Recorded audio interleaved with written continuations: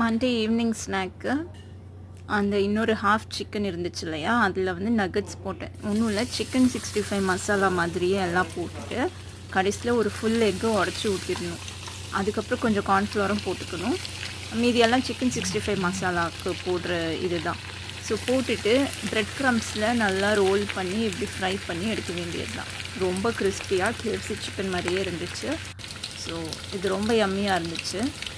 வீட்டிலே ஃப்ரெஷ்ஷாக பண்ணுறது ரொம்ப நல்லா இருந்துச்சு கிட்ஸுக்கு. ஸோ அப்படி தான் ஒரு பேட்சாக போட்டு ரெடி பண்ணி வச்சு ஃப்ரை பண்ணி எடுக்க வேண்டியது தான். இதுக்கு கெச்சப், சாஸ் எது வச்சு சாப்பிட்டாலும் ரொம்ப நல்லாயிருக்கும். மயோனஸ் எது வச்சு சாப்பிட்டாலும் நல்லாயிருக்கும். ஸோ மண்டே ஸ்நாக்ஸ்க்கு இது தான். இது டீப் ஃப்ரை பண்ணதுனால ஹெல்தி கிடையாது. So happy cooking and happy eating.